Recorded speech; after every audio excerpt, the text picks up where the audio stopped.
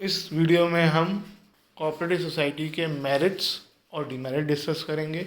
Limitations, merits क्या हैं, क्या फ़ायदा है कोऑपरेटिव सोसाइटी का।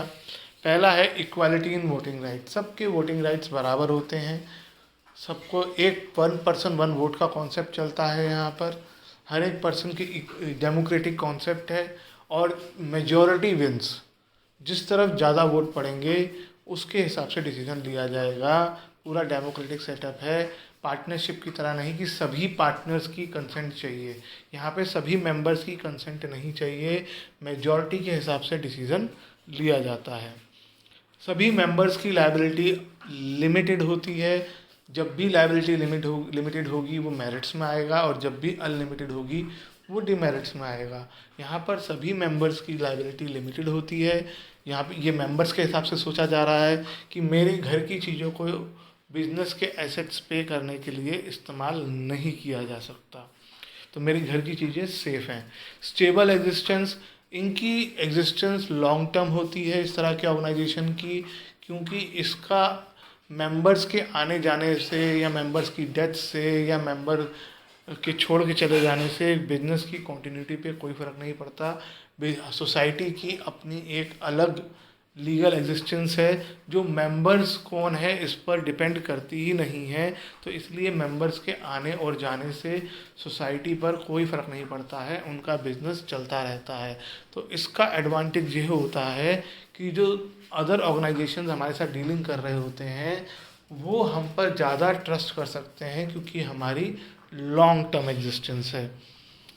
इकोनॉमी इन ऑपरेशन का मतलब हुआ जो भी आप वर्क कर रहे हैं ऑपरेशंस वो हुआ, और इकोनॉमी का मतलब उसमें पैसे बच जाना, चीपर हो जाना। जब हम इकोनॉमिकल बात करते हैं कि कोई चीज़ कम पैसों में हो जा रही है, क्योंकि यहाँ पर बहुत सारे लोग मिलकर काम करते हैं और जनरली वो अपनी सर्विसेज ऑनररी का मतलब किसी पेमेंट के लिए नहीं ले रहे हैं। यानी मैं अगर काम कर रहा हूँ तो मैं इसलिए सिर्फ इस अमूल में काम नहीं कर रहा हूँ कि वो मेरे कि मुझे उसमें से कोई सैलरी मिलेगी, मुझे तो वो ईयर के एंड के प्रॉफिट का लालच है।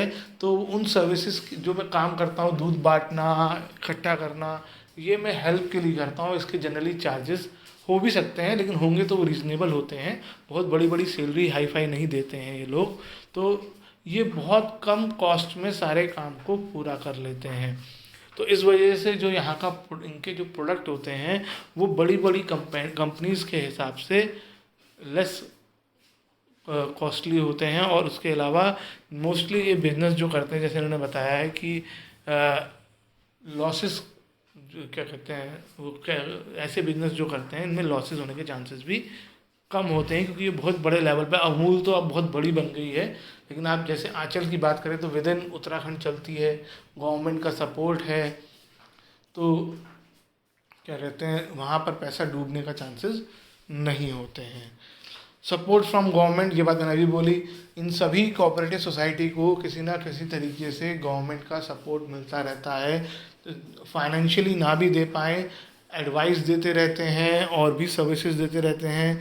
गवर्नमेंट किसी न जैसे कम टैक्सेस दे देना या लोन्स कम इंटरेस्ट पर दे देना, ये फैसिलिटीज़ इनको मिलती रहती हैं गवर्नमेंट की तरफ से, क्योंकि यहाँ पर बहुत सारे पब्लिक के पर्सन्स इन्वॉल्व हैं जिनको काम मिल रहा है। केवल ये एक जना बिजनेस नहीं कर रहा है, हज़ारों लाखों हज़ारों लोग बिजनेस कर रहे हैं, लाखों लोग एक ही बिजनेस में लगे हैं। तो इसकी हेल्प करने के लिए गवर्नमेंट हमेशा आगे आती है, क्योंकि एक तरह से ये हमारी कंट्री की इनकम, नेशनल इनकम बढ़ाता है और लोगों को एम्प्लॉयमेंट देता है। Ease of formation, legal formalities तो इसमें हैं लेकिन इसे फॉर्म करना बहुत आसान है। बहुत ज़्यादा डॉक्यूमेंटेशन नहीं होता है, बहुत लेंदी प्रोसेस नहीं है, टाइम कंज्यूमिंग प्रोसेस नहीं है।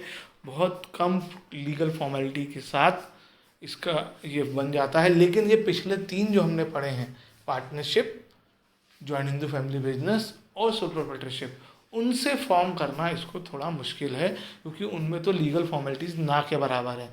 सोल प्रोप्राइटरशिप और हिंदू फैमिली बिजनेस में तो है ही नहीं, लेकिन पार्टनरशिप में भी ऑप्शनल है और जो करनी भी है वो बहुत ज़्यादा नहीं करनी है। यहाँ पर उससे ज़्यादा लीगल फॉर्मेलिटीज़ हैं लेकिन फिर भी उतनी नहीं है जितनी अभी आप जॉइंट स्टॉक कंपनी जो नेक्स्ट टॉपिक है उसमें पढ़ोगे वो इतनी इम्पॉर्टेंट है कि हमारा जो सेकंड हाफ चैप्टर है वो सिर्फ इनकी उन फॉर्मेलिटीज़ पर ही है कि कंपनी कैसे फॉर्म की जाती है, पूरा आधा चैप्टर।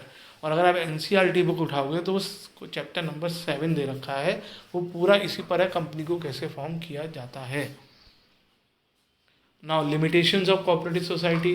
कोऑपरेटिव सोसाइटी की लिमिटेशंस क्या हैं? अगर हम कोऑपरेटिव सोसाइटी बनाना चाहते हैं तो वहाँ प्रॉब्लम्स क्या फेस करनी पड़ती हैं हमें। पहली है रिसोर्सेज लिमिटेड होते हैं। क्या यहाँ पे अब इतने लोग जुड़ रहे हैं तो रिसोर्सेज कैसे लिमिटेड होते हैं? कोई भी पर्सन ऐसा नहीं होता है इनमें जो बहुत रिच हो। जनरली जो मेंबर्स यहाँ पर जुड़ते हैं उन वो पुअर सेक्शन या एवरेज इनकम वाले होते हैं, उनके पास कम रिसोर्सेज होते हैं। इस वजह से और वो इसलिए वो इन्वेस्टमेंट भी कम करते हैं और ईयर के एंड में जो प्रॉफिट होने मिलता है वो बहुत बड़ा नहीं मिलता है। तो इसलिए इनके पास हमेशा बिजनेस करने के लिए कम पैसा होता है, क्योंकि ये ऐसे लोगों को नहीं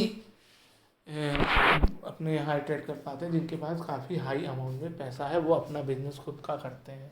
जो छोटे छोटे प्रोड्यूसर्स होते हैं, सेलर्स होते हैं, वो इस तरह के बिजनेस को ज्वाइन करते हैं। तो जिनके पास मिलकर पैसा बहुत ज़्यादा हो जाता है लेकिन फिर भी रिसोर्सेज कंपेरेटिवली अभी हम देखो बाकी तीनों से ज़्यादा, पिछले तीनों बिजनेस से ज़्यादा, लेकिन अगले टॉपिक जो हम पढ़ेंगे उससे कंपेयर करेंगे तो उससे तो इसमें बहुत ही, यानी जॉइंट स्टॉक कंपनी से तो बहुत ही कम रिसोर्सेज होते हैं।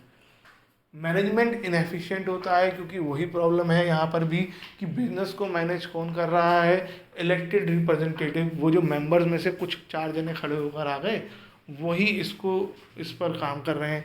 तो क्या पता उनके अंदर कैपेबिलिटीज़ ना हो या उनके पास अभी स्किल्स ही ना हो, बिजनेस को मैनेज करने का सब कुछ ना आता हो, और उनके पास इतने पैसे नहीं होते हैं कोऑपरेटिव सोसाइटी के पास कि वो प्रोफेशनल्स अपॉइंट कर सकें हर काम के लिए, कि मार्केटिंग के लिए ऐसा पर्सन अपॉइंट करते हैं जिसने MBA कर रखा हो मार्केटिंग में, ऐसा ये नहीं कर पाते हैं। लैक ऑफ सीक्रेसी, क्योंकि सब कुछ बहुत सारे मेंबर्स इन्वॉल्व होते हैं और इनको अपनी इंफॉर्मेशन पब्लिक को बताना ज़रूरी होता है। जैसे इन्होंने बताया है कि disclosure obligation as per society act section 7 जो है, इनको ये अपनी सीक्रेसी नहीं मेंटेन कर पाते हैं, और जो मेंबर हैं वो कभी छोड़ के चले गए, उन्होंने बाहर बता दिया, फिर ज्वाइन कर लिया, तो सीक्रेट्स जो है बिजनेस के मेंटेन नहीं हो पाते हैं। पार्टनरशिप, सोल प्रोप्राइटरशिप या हिंदू फैमिली बिजनेस की तरह यहाँ पे आपको सीक्रेट्स पब्लिक में पहुँच ही जाते हैं आपके बिजनेस के। गवर्नमेंट कंट्रोल, हमने डिस्कस किया था मेरिट्स में कि गवर्नमेंट जो है कुछ एडवांटेजेस देती है। तो जब गवर्नमेंट कुछ एडवांटेजेस देती है तो फिर गवर्नमेंट कहीं ना कहीं अपने आप को भी इस तरह के बिजनेस में इन्वॉल्व कर लेती है और इंटरफेरेंस करने लग जाती है कि अगर हमने आपको लोन दिया है तो हम कोशिश करेंगे कि आपको नुकसान ना हो, और वो कहीं ना कहीं उनको कंट्रोल करने लग जाती है। तो जो अपनी इंडिविजुअलिटी है कोऑपरेटिव सोसाइटी की, वो धीरे धीरे कम होनी शुरू हो जाती है और गवर्नमेंट का कंट्रोल बढ़ जाता है। फिर वहाँ पर पॉलिटिक्स एंटर कर जाती है जिसकी वजह से नेगेटिव इफ़ेक्ट पड़ता है और एक्टिविटीज़ में उतनी फ्रीडम नहीं रहती काम करने में जितनी बाकी सब तरह के ऑर्गेनाइजेशन में होती है। क्यों? डिफरेंस ऑफ ओपिनियन, जितने भी लोग काम कर रहे हैं सब अलग अलग तरह के नेचर के लोग हैं, ना ही वो एक दूसरे से कुछ लोग तो ऐसे भी होते हैं एक दूसरे को जानते ही नहीं है। कोई किसी गांव में रहता है, कोई किसी शहर में रहता है, वो मेंबर्स एक दूसरे को जानते भी नहीं है लेकिन मेंबर बन गए हैं, तो उनकी सोच नहीं मिले, ये हो सकता है, और इसी वजह से उनके बीच में झगड़े हो सकते हैं और उन झगड़ों की वजह से मेंबर्स पर और बिजनेस के जो मेन ऑब्जेक्टिव है उस पे इफ़ेक्ट पड़ सकता है उन झगड़ों की वजह से, कि बिजनेस को नुकसान भी हो सकता है आपस की झगड़े की वजह से।